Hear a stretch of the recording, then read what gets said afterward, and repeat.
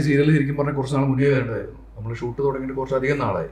പിന്നെ അത് പെർഫെക്റ്റ് ടൈമിൽ ലോഞ്ച് ചെയ്യാൻ ഡിലേ ആയി വെച്ച് മാറ്റി വെച്ച് ഇങ്ങനെ വന്ന് കറക്റ്റ് സമയത്ത് അപകടം ലോഞ്ച് ചെയ്തു. നമ്മളെല്ലാം വെയിറ്റിംഗ് ആണ്. കാരണം ഞാൻ സൂര്യൻ അറിയാലോ, എൻ്റെ ഒരു അപ്പിയറൻസ് ഇങ്ങനെയല്ല. ഇതുവരെ ചെയ്ത സീരിയലിലും സിനിമയിലെല്ലാം വേറെ അപ്പിയറൻസ് ഇങ്ങനെയല്ല. ഇതിനു വേണ്ടി ഈ ക്യാരക്ടറിന് വേണ്ടി ഞാൻ ഈ ഒരു അപ്പിയറൻസ് വേറെ വർക്ക് വരുമ്പോഴും നമുക്ക് ഈ അപ്പിയറൻസ് ചിലപ്പോൾ അവർക്ക് വേണ്ടത് മറ്റേ സാധാ താടിയിലുള്ള അപ്പിയറൻസ് ആയിരിക്കും. പക്ഷെ ഇതിൽ ചെയ്യുമ്പോൾ പറ്റില്ല.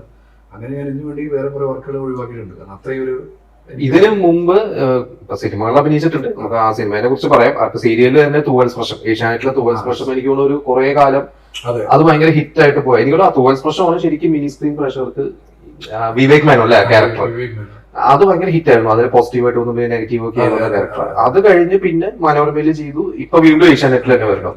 അപ്പൊ എത്ര സീരിയലായി ഇപ്പൊ ടോട്ടല്? ആറാമത്തെ സീരിയലായി. പക്ഷെ ഇതിലാണ് എനിക്ക് തോന്നുന്നു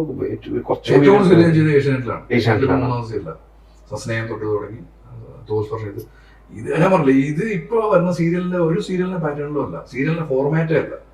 സീരിയൽ എന്നുള്ള സാധനം കാണുന്ന പ്രേക്ഷകർക്ക് കാണുമ്പോൾ ഇതൊരു പുതിയൊരു എക്സ്പീരിയൻസ് ആണ്. അതിന്റെ ഓരോ ഫ്രെയിമും അതിന്റെ വിഷ്വൽ ട്രീറ്റും ഡയറക്ഷൻ ഓഫ് കോഴ്സ് അത് ക്യാപ്റ്റൻ നിഷാന്ത് ഏട്ടൻ അത് വേറെ ലെവൽ മനുഷ്യനാണ്. പിന്നെ നമ്മൾക്ക് ഈവൻ ആർട്ടിസ്റ്റിന് പോലും ഡയലോഗ് പ്രസന്റേഷനും ഡയലോഗും കഥയെല്ലാം നമ്മൾ സീരിയലിൽ നമ്മൾ ഇതുവരെ കണ്ടിരുന്ന ഒരു സംഭവം ഉണ്ടല്ലോ, ഒരു പാറ്റേൺ ഉണ്ട്. അങ്ങനെയേ അല്ല.